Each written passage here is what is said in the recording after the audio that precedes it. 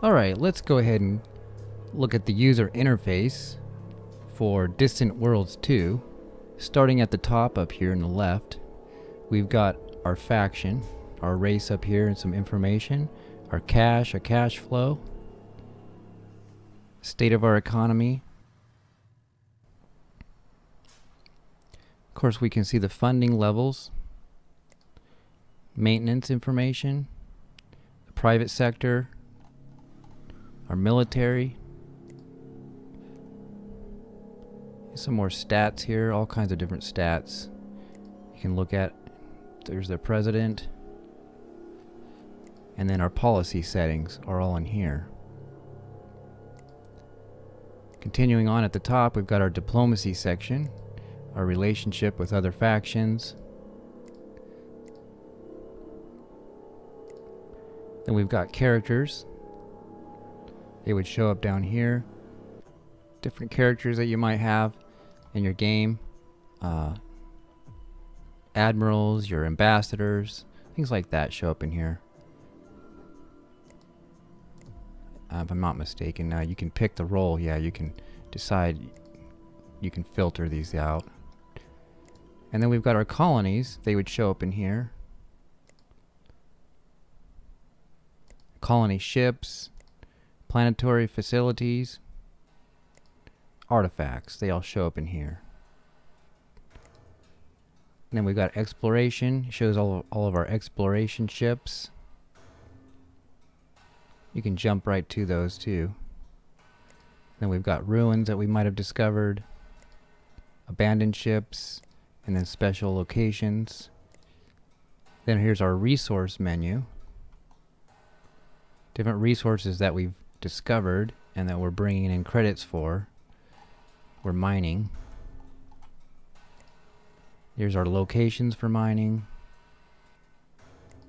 New mining locations. Let's go ahead and hit play. And then we've got mining ships. And then our tankers. And then we've got our ship construction.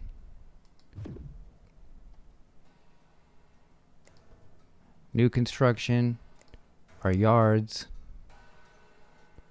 and then you can see that it points to it. If you select one that's nearby in the screen and you're hovering over it, it points to where it is. Then we've got our research.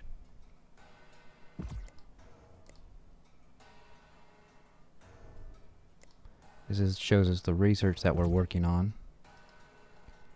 Actually, where the spaceport is. Then we've got our military, all of our ships for that. Here's our fleets, troops, and then the admirals and generals, bases, monitoring. These are all things that you might have as your game progresses.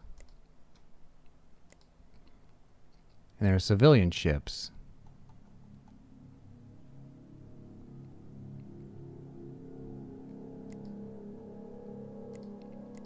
There's quite a lot buried in these menus. But it's nice to know this game, since it's automated, it can be fully automated if you want. You don't have to get too much caught up. You can dive as deep or as shallow as you want in this game. Of course, here's your policy settings that allow you to change all of that. I'm just going to do a brief overview so we won't get too in depth, but you can see where all these options are, whether you want them on automation or you want independence, you want manual, you want the AI to control everything. Here's your military section. But that's where you would do that. You would do that under the policy. So moving across over here, we've got our current research that we're working on. This takes us to the research tree here. Here's our queued projects.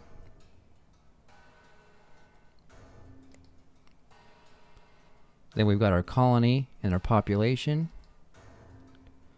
You click on it, it'll bring up that basic information over here on the left. And we've got our cash.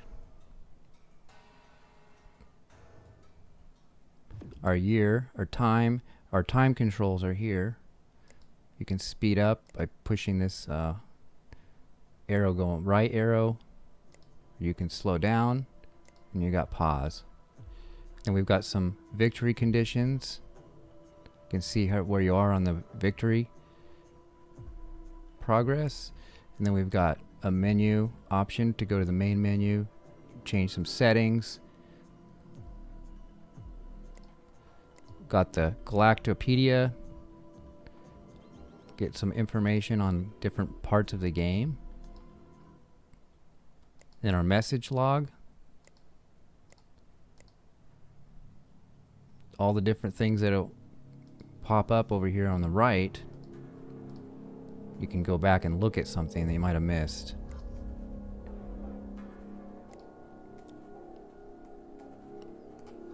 Then down here at the bottom, this will show up if you click on something. For example, I click on the spaceport. You've got your information about that particular object. You can build a new ship.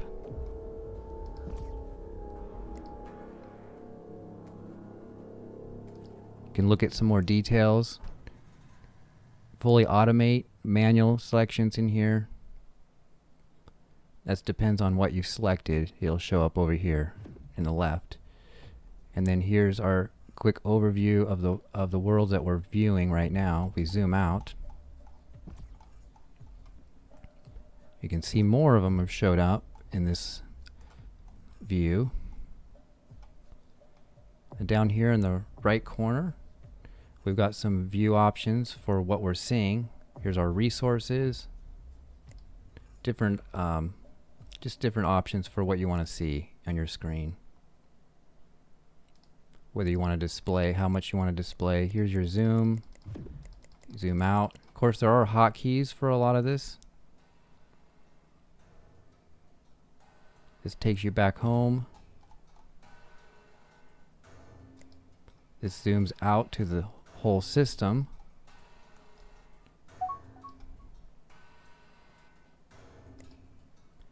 How much you want to see as far as details for these like tooltips that are here, or the badges they call them.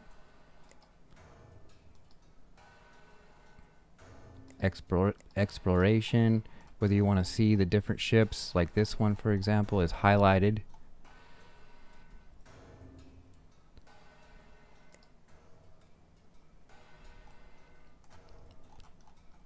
You can see this is highlighted, this fleet.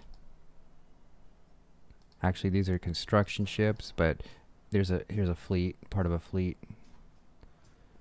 And then we've got some more views here. Your freeform view, where you can move any direction, view any way you want, or you can view it top down. Different angles. I prefer the freeform.